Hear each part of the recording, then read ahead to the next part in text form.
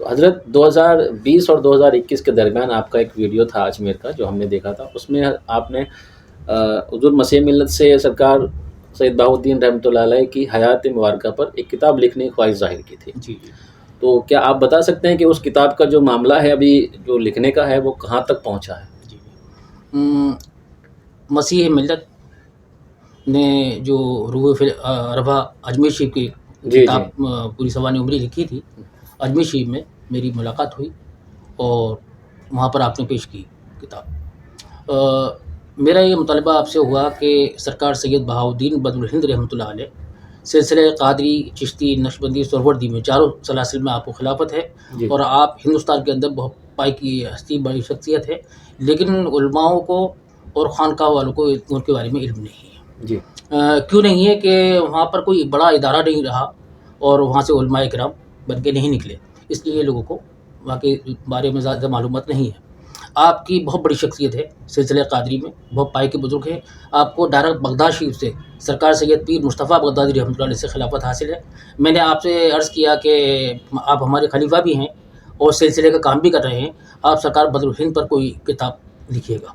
جی تو آپ نے اس کا وعدہ کیا اور الحمدللہ آج جو اس کتاب کا کام مکمل ہو گیا ہے، لیکن ابھی چھپی نہیں ہے کچھ وجوہات کی وجہ سے، جی لیکن انشاءاللہ امید ہے کہ ایسے حضرات بھی ہیں ہمارے سلسلے میں کہ جو شوق اور ذوق رکھتے ہیں، اور انشاءاللہ وہ قریب جلد چھپ جائے گی اور لوگوں کے آواز تک پہنچے گی انشاءاللہ۔ تو حضرت میرا ابھی سوال آپ سے یہ ہے کہ جیسا حضور نے فرمایا کہ سرکار بہاء الدین رحمۃ اللہ علیہ کی حیات پر بہت کم کتابیں لکھی گئی ہیں، اور جب ایک کتاب لکھی جاتی ہے اس کے لیے تو بہت سارا ڈیٹا لگتا ہے، تو پھر آپ نے جو کتاب مکمل کی ہے اس میں تو آپ کو کافی تکلیف رہی ہوگی، یا جو آپ نے جو ان کی سوانح عمری اکٹھی کی ہوگی کہیں کہیں سے، تو وہ کس طرح سے آپ نے پھر کیا اس کو؟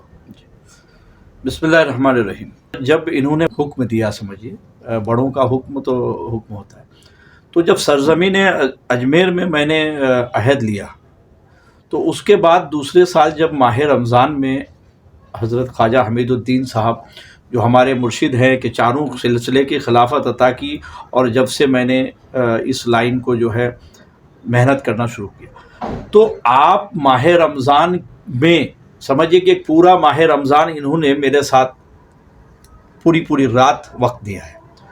تو کمپیوٹر الگ چیز ہے، کاغذ پہ کاپیوں پہ میں اتارتا تھا، آپ جو بتاتے تھے، جس طرح آپ واقعات، کرامات اور بتاتے تھے، اور پھر آپ نے کہیں کہیں سے وہ کتابیں مہیا کرا کے دیں، جیسے کہ ایک کتاب ہے حیات ولی، اور دیگر کئی کتابیں انہوں نے یہاں وہاں سے بڑی محنت کر کے لا کے دی، اور انہوں نے آنکھوں دیکھا جو معاملہ اپنے والد محترم، اپنے دادا حضور سے سنا، اور خانقاہ میں بیٹھے ہوئے حضرات جو بہت پرانے ہیں ان لوگوں کی زبانی جو کچھ انہوں نے سنا وہ بھی لکھوایا، جو کتابوں سے حاصل ہوا وہ بھی۔ اس طرح سے جو کتاب ہے بدر الہند، کتاب کا نام ہے بدر الہند، تو اس کتاب میں ساری چیزیں لکھنے کی کوشش کی گئی ہے۔ اور سب سے بڑی چیز اس کتاب کے درمیان جو ہم نے دیکھی کہ تمام ولیوں کی ایک خصوصیت ہوتی ہے، جی مگر سرکار بہاء الدین کی خصوصیت بڑی ہی نایاب و الگ ہے۔ آپ سید ہیں، اس کے علاوہ جو چاروں سلسلے کی خلافت آپ کو حاصل ہے وہ نایاب طریقے سے ہے۔ کبھی انشاءاللہ موقع ملا تو اس کتاب کی رسم اجرا کے موقع پر اس کا خلاصہ میں کروں گا۔ بہت نایاب شخصیت ہے، اور اس شخصیت ایسے کہ اگر دیکھا جائے تو ایک بار انتقال ہوئے، جنازہ ہوا، اور آپ جو ہے سپرد خاک کیے گئے، پھر آپ اسی ہندوستان میں کہیں اور اسی شکل، اسی نام، اسی پرسنالٹی کے ساتھ آپ مرید کر رہے ہیں اور لوگوں کو فیض پہنچا رہے ہیں۔ اس طرح سے 4 سے 5 6 جگہ آپ کا دیکھا گیا ہے، اور اتنی جگہوں پر آپ کا مزار ہے۔ ایسا نہیں کہ یہاں چلہ ہے، چلہ نہیں، بلکہ آپ بذات خود 30 سال 35 سال 50 سال محنت کیے ہیں، انتقال فرمائے ہیں، پھر پتہ چلا کہ دوسرے علاقے میں وہی سید بہاء الدین رحمۃ اللہ علیہ سلسلے کا کام کر رہے ہیں۔ اور کتاب حیات ولی میں یہ بھی لکھا ہے کہ آپ ایسا لگتا ہے کہ مقام ابدال میں ہیں۔ جی تو الحمدللہ اس کتاب کے پڑھنے والوں کو بہت فائدہ ہوگا۔ اور جب سب سے بڑی چیز ہے کہ جب ان کی آستانے کے سجادہ نشین، گدی نشین کا یہ عالم ہے جو میں نے دیکھے ہیں، تو پھر سرکار دادا پیر کا عالم کیا ہوگا۔ ظاہر سی بات ہے.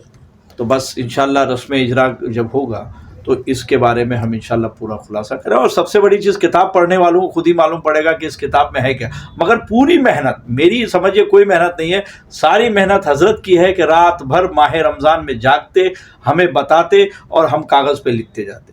اور پھر اس کی ڈی ٹی پی ڈیزائننگ کا کام ہمارے عزیزم شمشاد میاں نے کیا ہے. اللہ تعالیٰ اس کو بھی برکت و رحمت عطا. آمین. شکریہ. تو ناظرین، اگر آپ اہل سلسلہ ہیں اور یا اولیاء اللہ سے محبت رکھتے ہیں تو آپ کے لیے ضروری ہے کہ آپ حضور مسیح ملت کی آنے والی نئی تصنیف جو ہے اس کا مطالعہ کریں. اور اس سے پہلے بہتر یہ ہے کہ آپ لا الہ الا اللہ محمد رسول اللہ پڑھ لیں، چونکہ جب تک آپ کے ایمان کی بنیاد مضبوط نہیں ہوگی تب تک آپ کوئی بھی مکان اس کے اوپر نہیں بنا پائیں گے.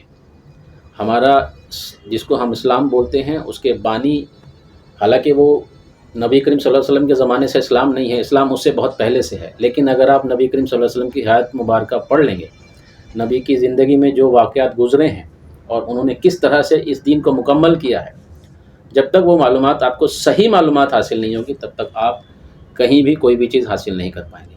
تو میری گزارش ہے کہ آپ یہ لا الہ الا اللہ محمد رسول اللہ جو ہے یہ کتاب کا مطالعہ کریں.